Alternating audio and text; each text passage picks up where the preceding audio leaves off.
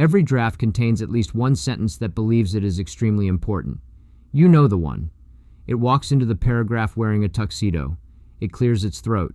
It adjusts its cufflinks. It announces, in a tone normally reserved for Supreme Court rulings. This is the moment when everything becomes clear.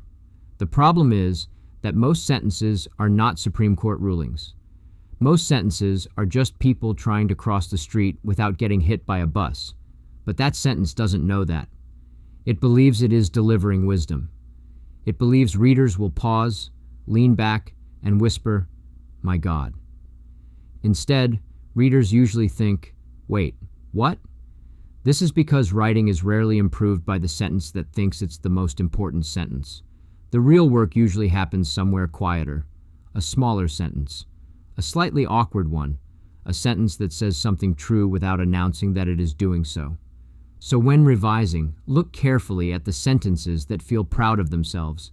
They are often the ones that need the most help, not because they're bad, just because they're trying too hard to be important. You can usually spot them quickly. They have a certain posture. They stand straighter than the other sentences. They use words like profound or inevitable. They gesture toward big ideas with a slightly theatrical confidence. They mean well. But writing, unfortunately for them, does not reward theatrical confidence as much as it rewards quiet accuracy. A reader doesn't actually want to be told that something is profound.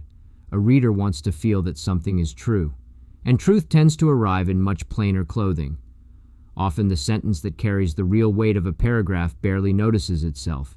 It might even feel a little clumsy. It may be shorter, less polished, slightly unsure of its importance. But when you read it back later, it lands.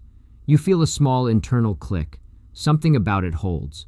This is the strange reversal that happens during revision. The sentence that seemed brilliant at first now feels a little loud, and the sentence you barely noticed begins to look like the one quietly holding the whole piece together. Good revision is partly the process of redistributing importance. You take a little attention away from the grand speech in the tuxedo and give it to the smaller sentences doing the real work. Sometimes that means cutting the proud sentence entirely. Sometimes it means shrinking it, softening it, letting it sit down and relax a little, because the best sentences rarely walk into a paragraph announcing their greatness. They simply show up, say something honest, and allow the reader to discover the importance on their own. Thanks for listening.